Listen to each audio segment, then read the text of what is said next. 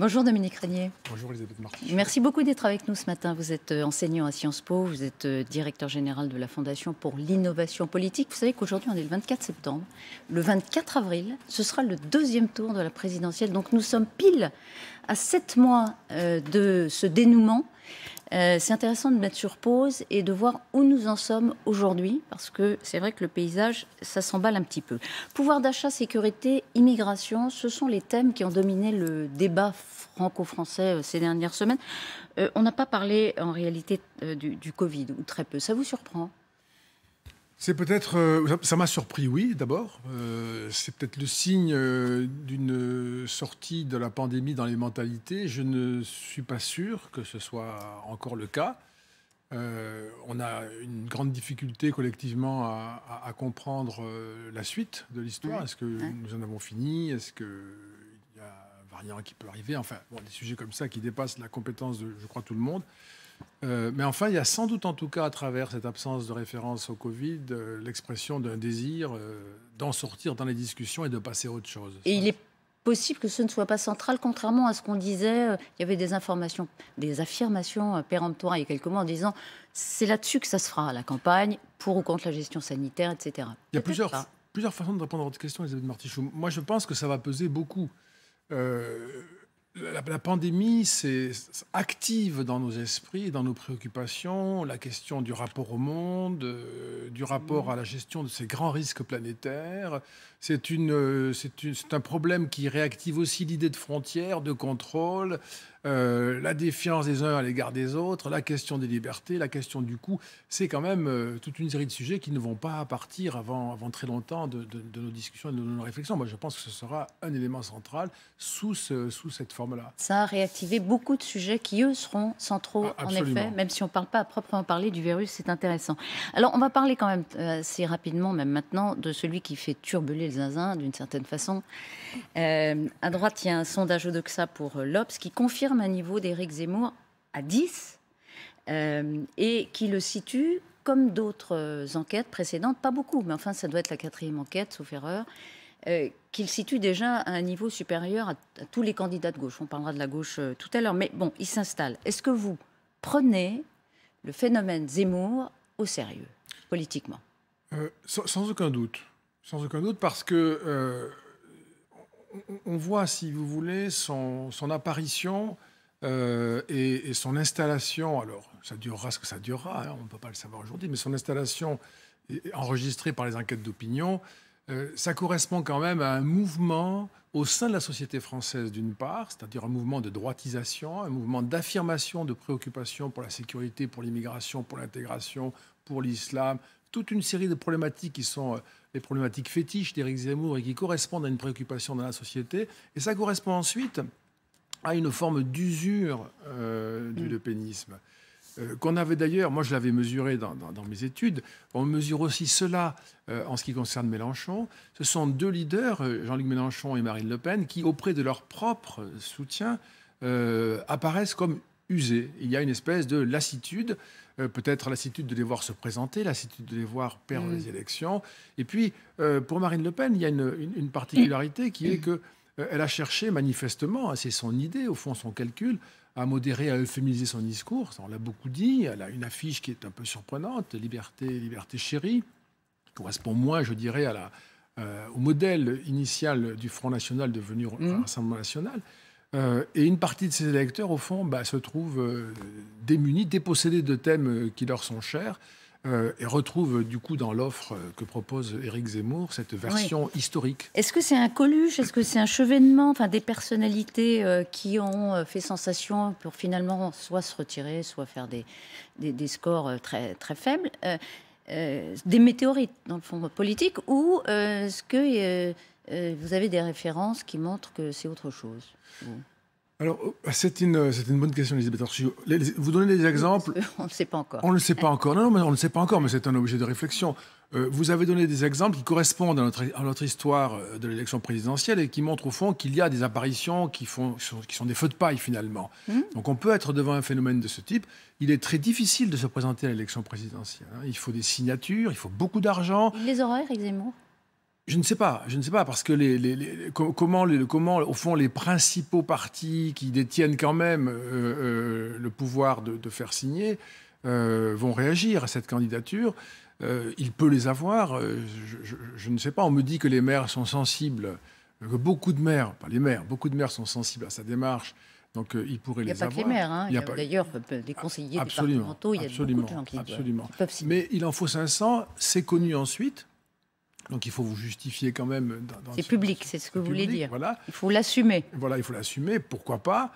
Mais il faut trouver beaucoup d'argent aussi. Donc c'est pas encore demain qu'il sera candidat vraiment. Mais simplement, par contre, là où il faut apporter un modulo, nous sommes dans un moment démocratique, dans l'histoire des démocraties, où un peu partout, on voit surgir dans les élections des personnalités qui n'étaient pas attendues, dont on n'avait pas imaginé le rôle qu'elles pouvaient jouer et qui pèsent beaucoup, voire qui remportent les élections.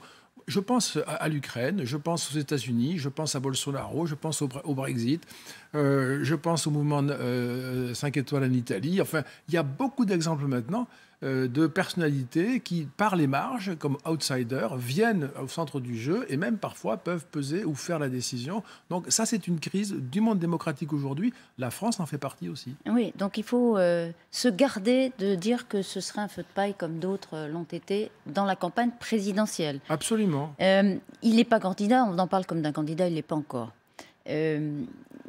Pour l'instant, c'est toujours le bretteur, le rhéteur. Il faut qu'il change de dimension. Il est vierge de toute politique, par ailleurs. Vous pensez qu'il peut prendre, du moment où il dira « je suis candidat », parce que là, il dit qu'il avait intérêt à entretenir l'ambiguïté, du moment où il sera candidat, ça sera autre chose. Ça sera autre chose, parce qu'il y aura des interactions qu'il n'y a pas aujourd'hui.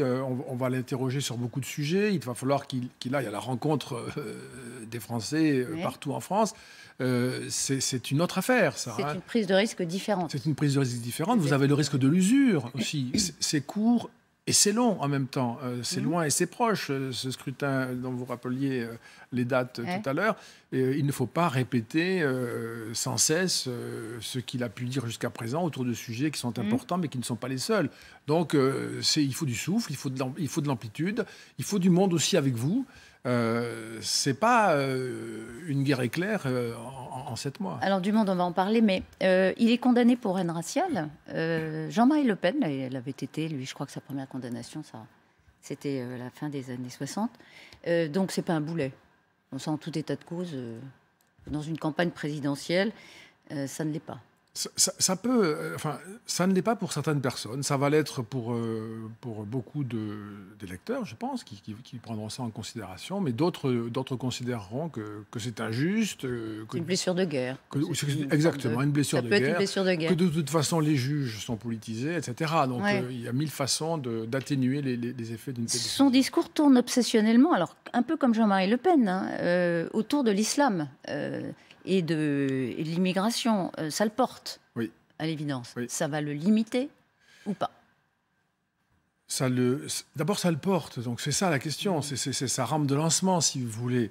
Bien sûr, ça peut le limiter, mais le grand défaut, la grande responsabilité du système politique français, je vais étudier ça dans mes propres ouvrages, la grande difficulté du système politique français et son grand défaut, sa responsabilité, c'est de ne pas avoir fait de ce thème qui préoccupe les Français, qui est un thème objectivement important, l'immigration, l'intégration, la cohabitation entre des cultures différentes, de ne pas en avoir fait un thème de politique publique dont on peut parler tranquillement, dans des termes qui sont corrects, recevables, de ne pas en avoir fait un élément clé du débat national depuis 30 ans. Ça a été au fond laissé en monopole à des orateurs outranciers qui, là-dessus, peuvent construire un projet politique sans avoir à rendre compte par ailleurs. Je n'ai pas d'inquiétude, a dit Marine Le Pen. Alors évidemment, elle affiche une sérénité, elle l'affiche en tout cas. Elle a tort? Oui, elle a tort, parce que là, manifestement, c'est une candidature qui lui fait beaucoup de mal, qui lui prend des électeurs alors en intention de vote, évidemment, on ne peut pas savoir plus que ça, qui par ailleurs renvoie, me semble-t-il, moi, à la version historique du Front National, celle du père Jean-Marie Le Pen, qu'on retrouve davantage chez Éric Zemmour que chez la fille Marine Le Pen. Donc il y a une espèce de retour, je dirais, de la version historique. Et puis, on voit bien qu'il est beaucoup plus en rupture avec les conventions rhétorique et du débat ou de la politique que Marine Le Pen, qui a cherché au contraire à euphémiser son discours. Mais ça apparaît comme un coup de boutoir supplémentaire, parce que déjà, les régionales, elle n'a pas pris l'élan qu'elle aurait voulu après les régionales. Elle a commencé à décliner avant l'irruption fracassante de Zemmour. Et là, alors on va regarder un sondage de Doxa pour l'Obs. Elle est créditée autour de 20-21 selon l'adversaire de droite, qui soit est Valérie Pécresse, soit Xavier Bertrand. Bon, elle est descendue, mais elle est la seule à se qualifier encore. Elle est la seule à se qualifier, absolument. Aujourd'hui, dans les enquêtes d'opinion, personne ne doit autre chose comme second tour qu'Emmanuel Macron, Marine Le Pen. Elle reste loin devant les LR aujourd'hui, qui sont au fond la troisième position. Maintenant, selon ce que les LR vont décider, s'ils arrivent à désigner un candidat, parce que tout ça c'est une dynamique politique, s'ils arrivent à désigner un candidat... S'ils arrivent, mais ils auront bien un candidat. Oui, ils vont avoir un candidat. Ils ne l'ont pas encore désigné. Le temps passe. Il faut quand même... Ils perdent du temps ou pas? Ils perdent du temps. Vous êtes sûr de ça? C'est grave, docteur. Parce qu'on se dit, bon, s'ils le désignent fin novembre, début décembre, bon ben voilà, ça sera parti. Ils perdent du temps. Ils perdent du temps. Un exemple, des thèmes s'installent qui ne sont pas installés par eux. Donc c'est jamais très bon si des thèmes s'installent, si vous n'y êtes pour rien. Ce ne sont pas des thèmes qui vous favorisent ou ils vous favorisent moins. Il y a des thèmes qui sont compliqués pour la droite. L'écologie installe des thèmes, la droite devra en parler, elle sera moins à l'aise puisque déjà le paysage aura été, je dirais, formé. Non, ils sont en retard, c'est certain. Et ensuite, s'ils ont un candidat, donc ils vont l'avoir certainement, mais ils vont se rallier, il y aura quelques pertes parce que les ralliements sont toujours douloureux, mais enfin, il y aura un candidat de la droite. À ce moment-là, on va prendre une photographie correcte de la compétition.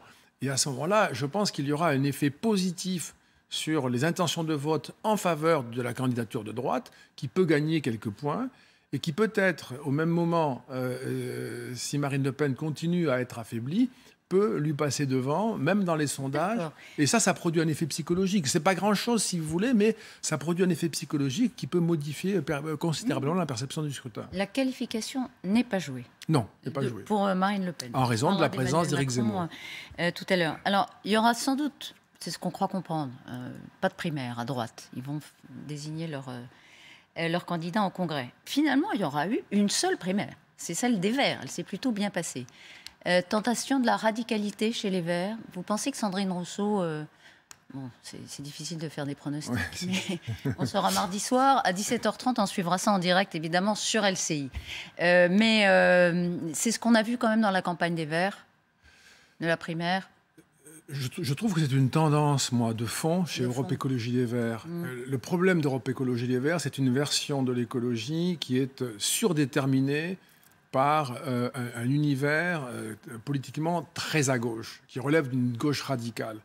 Et au fond, dans la hiérarchie des préoccupations, je dirais l'hostilité à l'économie de marché est au-dessus de la préoccupation pour l'environnement.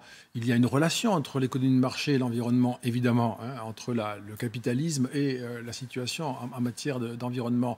Mais il y a une espèce je dirais, de hiérarchie qui les rend... Au fond, c'est un mouvement qui doit beaucoup plus à l'extrême gauche et à sa tradition. Même si c'est Yannick Jadot qui est désigné, il sera quand même un petit peu, entre guillemets, grignoté, abîmé, puisque c'est votre vision, pas celle de tout le monde, mais il sera quand même marqué par cette radicalité, cette suprématie gauchiste. Au fond, ce que je voulais dire, c'est que c'est le résultat qui va nous dire ça. C'est-à-dire que si c'est Sandrine Rousseau, cette version-là aura eu le dessus. Plus politique, si je puis dire, qu'environnementaliste. Si c'est Yannick Jadot, c'est une version plus préoccupée, au fond, par l'environnement et qui cherche à gouverner pour agir en matière d'environnement. C'est un peu ça qu'on va observer. Et je suis incapable de dire quel sera le choix de ces électeurs d'Europe Écologie Les Verts, qui sont une centaine de milliers et qui représentent le monde du militantisme des Verts. Donc c'est le collège électoral est difficile à déchiffrer par avance. On verra ça. Ils commencent à voter demain et c'est jusqu'à mardi, donc 17h, résultat 17h30. On va re-regarder le sondage de l'Obs au Doxa. Pourquoi Anne Hidalgo est-elle à 4%? Elle a lancé sa campagne, elle a eu des propositions qui a animé le débat pendant plusieurs jours, doubler le salaire des profs, on s'est dit, voilà, elle est sur une rampe de lancement, 4%. La candidate socialiste. Moi, je trouve depuis le début que c'est une affaire compliquée quand on est dans cette position, maire de Paris, d'aller à la présidentielle. Mon point de vue est que c'est très compliqué de faire ce chemin. Paris est une ville hors norme, stratosphérique. Quand les Français apprennent que le mètre carré coûte en moyenne 10 000 €, la tête tourne. Donc c'est un monde à part qui n'est fait que de particularités. Dans cette ville, au fond, que les Français aiment beaucoup, ils ne s'y reconnaissent pas. Chirac a été élu président, il a été maire de Paris pendant tellement longtemps. Vous savez qu'il était député de la Corrèze, que cette caractéristique-là, comme d'autres présidents, d'avoir les pieds dans la France profonde, lui permettait de surjouer d'ailleurs, c'est assez fameux, et de compenser cet aspect-là.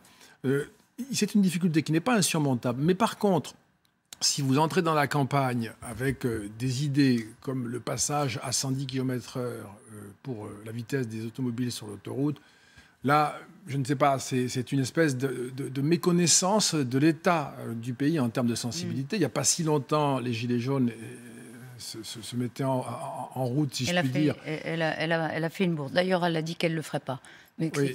Mais il y a à côté de cela le passage aux 30 km/h à Paris qui fait l'objet de commentaires, évidemment, de discussions, et qui du coup vient comme valider une espèce de rapport conflictuel à l'automobile, ce qu'on peut comprendre très bien pour une ville comme Paris, mais les Français, sans l'automobile, n'y arrivent pas. C'est leur seul moyen de locomotion. Vous aviez fait une enquête fameuse dont on avait parlé sur LCI, évidemment, abondamment, pour montrer que la France s'est droitisée, et droitisée profondément, depuis les dernières élections.